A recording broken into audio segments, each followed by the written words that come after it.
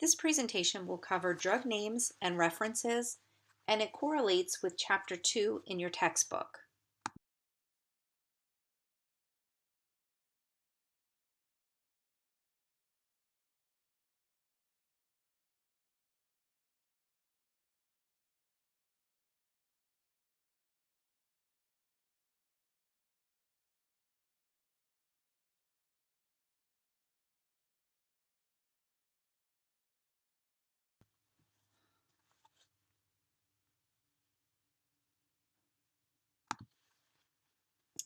Your textbook defines pharmacology as the study of drugs, their origin, and effects on living organisms.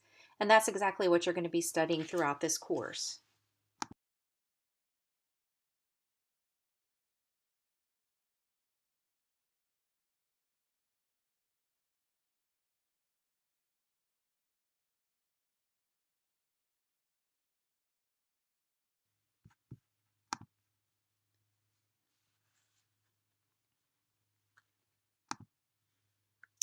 Drug classifications are subcategories or one subcategory that are grouped by therapeutic effects.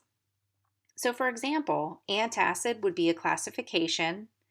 We know that it's used to neutralize stomach acid, and some examples of antacids are Mylanta and Maalox. Classifications are good to know because you can study the general effects underneath each classification rather than trying to memorize each and every drug that's out there, which would be nearly impossible. If you know what classification a drug is, chances are you can figure out what it's used for much easier.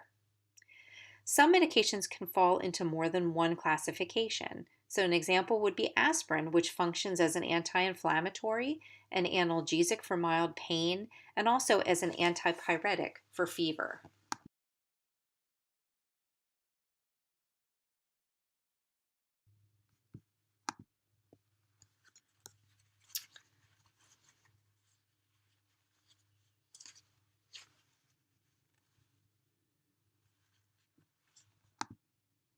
General information for drug classifications. You're going to find therapeutic uses, which is what exactly are we giving this drug for? Most common side effects. Many times there are lots and lots of side effects, but the most common can be listed under a general classification.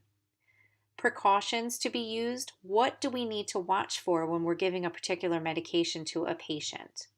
Contraindications. Under what circumstances should we not give the medication? Interactions with other medications and or food.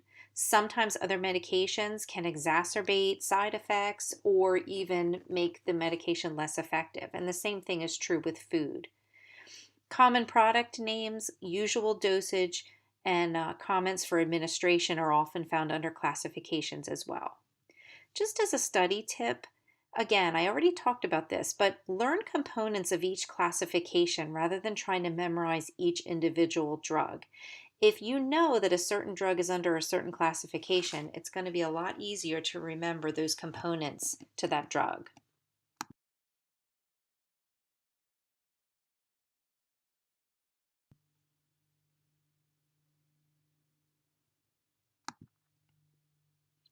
Identifying names of drugs. The generic name is the most common name that is used, and it's always written in lowercase. And that's how you can identify whether it's generic or trade name just by looking at it. An example would be ibuprofen. That's a generic name, and it's always written in lowercase. So the next time you look at an ibuprofen bottle, you're going to see that it's lowercase and it would be the generic name. The trade name would be the name that it's marketed. What name is used to sell that drug? So we talked about the fact that ibuprofen is the generic name, but the trade name that you may have seen before for ibuprofen is Motrin, Advil. Those are all the exact same drugs, it's just that they're marketed under a different name. The trade name is always capitalized. The chemical name is the exact molecular formula. It's very, very long and hard to pronounce, and it's really not something that you need to be concerned about. It's more for references for physicians and pharmacists.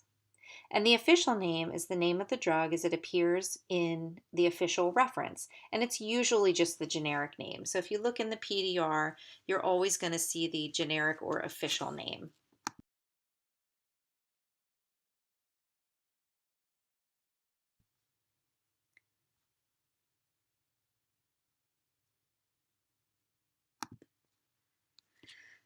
Legal terminology. OTC means over the counter, and that just means that a patient can go and just purchase the medication without a physician's prescription or authorization. And there are no purchasing restrictions either. There are some exceptions. For example, Sudafed is an over the counter drug, but they do keep track of who buys it because of the capability of making crystal meth with using large quantities. A legend drug is simply a prescription drug, and the way that that got its name is because it requires a legend or warning statement that says federal law prohibits dispensing without a prescription. So any legend drug is just a drug that requires a prescription. And of course, you're familiar with a controlled substance that is controlled by the DEA, and those, of course, do need a prescription for all controlled substances.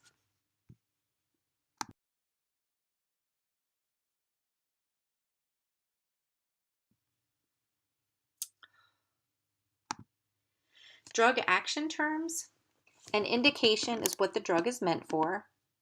An action is what is happening on the cellular level. So use and action are actually two different things. The action would be of more concern to a pharmacist and a physician. Contraindications would be a reason not to give.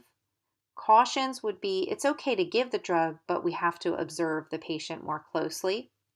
Side effects and adverse reactions are a list of possible unpleasant or dangerous secondary effects other than the desired effect. Just because there is a side effect experienced does not mean that it can't be given. For example, Benadryl causes dry mouth and drowsiness and dizziness. So it doesn't mean that it can't be taken for the desired effect, but the patient taking it should be aware of these other potential side effects. And then interaction we talked about is a list of other food or drugs that may interfere with the effect, the therapeutic effect.